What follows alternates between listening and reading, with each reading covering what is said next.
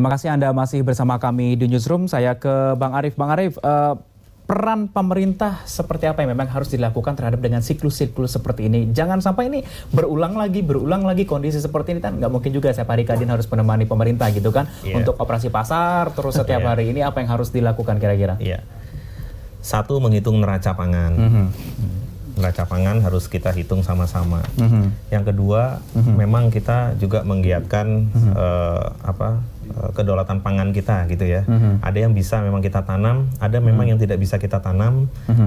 Neracanya seperti apa? Nah, itu baru keputusan kita untuk melakukan apakah itu produk perlu diimpor, kemudian diatur. Mengatur sedemikian rupa kapan barang itu harus datang. Kalau import berarti ETA-nya kapan. Kemudian kalau teman-teman dari Kementan, sahabat-sahabat kita juga sudah menerbitkan RIPH, itu bukan sampai di situ saja. Setelah itu RIPH ini sebagai ada proses bekal, lagi. Ada proses lagi sebagai bekal kita sebagai importir. Ini baru landasan mengajukan persetujuan import dari Kementerian Perdagangan. Itu ada prosesnya lagi. Setelah itu baru diterbitkan surat persetujuan import. Nah, ini semua online system, jadi sebenarnya sangat bisa dimonitor. Kemudian bergeraknya seberapa lama begitu ya Bang ya? Betul. Jadi persyaratan-persyaratan, kemudian akan rollback, kalau untuk SOP sebenarnya berapa lama proses seperti itu Bang? Kalau semua dokumen itu lengkap, itu sebenarnya harusnya sangat cepat. Tinggal teman-teman di Kementan dan teman Kemendak, ya kan? Memantau tidak gitu ya? Harusnya memantau. Mereka juga yang sudah profesional di bidangnya. Artinya hanya kita perlu sama-sama dorong kapan barang itu masuk, kapan dokumen itu masuk, kemudian kalau ada kekurangannya apa, ada rollback, kita harus selesaikan semua. Nah, tadi sudah diterbitkan 103.000 ton, kemudian didorong berikutnya ke Kementerian Perdagangan. Setelah itu nanti masih ada proses lagi kan? Banyak kita prosesnya order Bang, ya? lagi dengan teman-teman di sentra produksi, ada di Henan, ada teman-teman kita ada di beberapa tempat ya, Daewoo, Taifeng segala macam itu. Kita punya beberapa vendor di sana. Itu nanti kan kita punya prices dari masing-masing, harga berapa, kemudian rate-nya berapa. Nah, itu nanti menjadikan cost structure kita, landed cost di Jakarta itu berapa. Begitu. Nah, setelah sudah diimpor pun nanti kan ada proses lagi kan, ada karantina segala macam sehingga barang itu baru bisa masuk ke gudang kita masing-masing. Masih ada proses lagi distribusi ke pasar-pasar induk dan pasar-pasar turunan. Nah, itu yang harus kita make sure. Ini yang saya tanya Bang, ini kan prosesnya sangat lama, saya bilang begitu, banyak tahapan-tahapan seperti itu. Dari hasil operasi pasar kemarin, stok untuk saat ini sudah tersedia sampai berapa lama, dan apakah ini bisa sambil menunggu impor ini datang dan didistribusi ke pasar-pasar yang tadi Bang bilang? Saya sendiri sudah melaporkan kepada Pak Gubernur. Jadi Pak Anies itu memang sangat concern untuk stok, kemudian harga, inflasi itu sangat concern. Dan kita sudah melaporkan bahwa stok food station sendiri sebagai BUMD pangan untuk bawang putih akan sampai dengan awal Maret. Artinya kalau awal Maret, jadi kalau order tuh harusnya begini nih. Kalau ini belum datang sampai awal Maret, apa yang terjadi nih Bang? Harusnya kan sudah ada RIPH, udah diterbitkan, artinya sudah ada siapapun importirnya yang akan masukkan barang, gitu ya. Tapi perlu diketahui ada proses-proses ini. Jadi bukan hari ini diterbitkan, kemudian minggu depan datang, belum, gitu. Masih ada persetujuan impor, masih ada.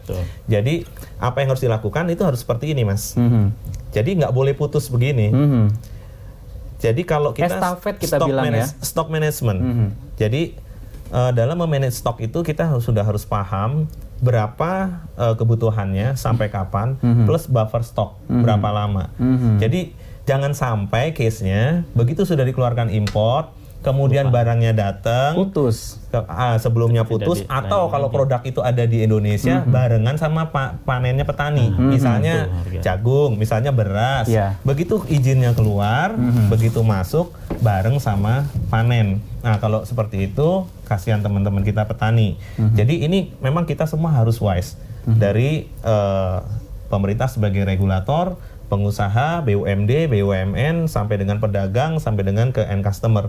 Hari ini juga nggak boleh nih orang panic buying semuanya mau dibeli semua gitu. Jangan, orang juga panic gitu kan. Panic buying, rushing juga nggak bagus. Begitu. Baik, Terakhir untuk Bang Rizal ini ya, harapannya untuk perekonomian saat ini agar tetap stabil menghadapi kondisi-kondisi seperti ini, siklusnya selalu berulang seperti apa, baik untuk petani maupun warga kita agar tetap stabil kondisi keuangannya. Iya.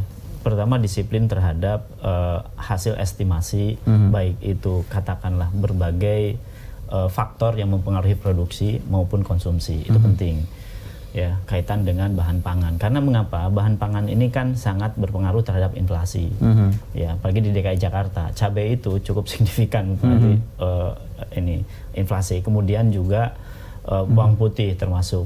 Bahkan tahun ini prediksi atau juga hasil dari BPS menunjukkan bahwa inflasi di Januari 2020 jauh lebih besar dibanding dengan tahun sebelumnya. Tahun sebelumnya 0,36, sekarang 96. Artinya dari bahan makanan, minuman dan tembakau.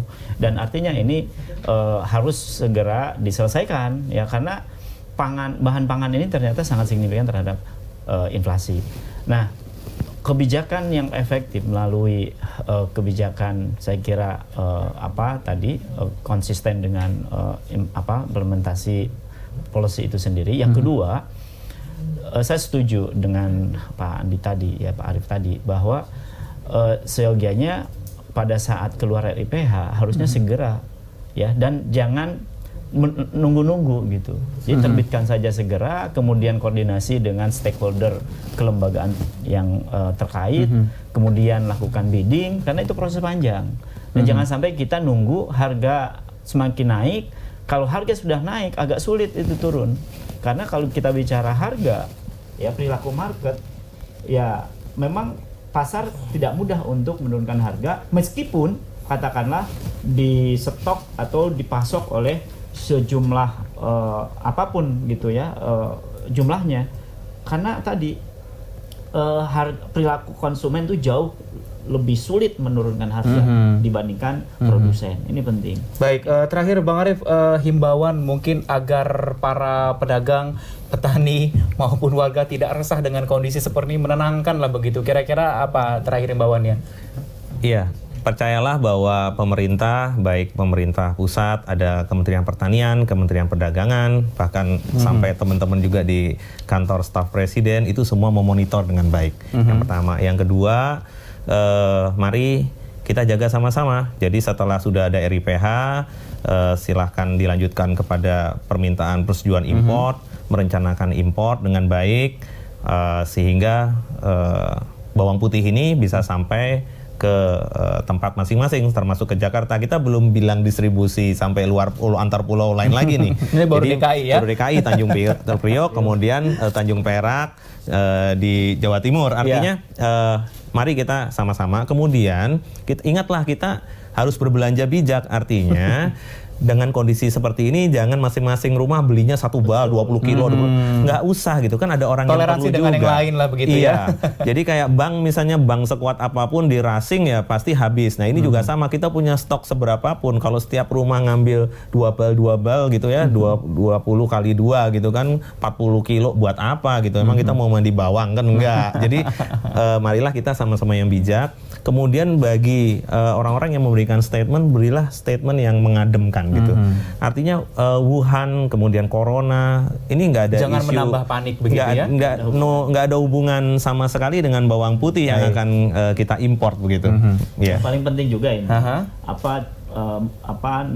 mendorong masyarakat supaya mengkonsumsi cabai, tidak hanya cabai segar atau juga bawang putih, tidak bawang putih segar, tapi justru bawang putih yang sudah diolah atau juga cabai yang sudah diolah. Ini juga penting. Karena selalu begitu.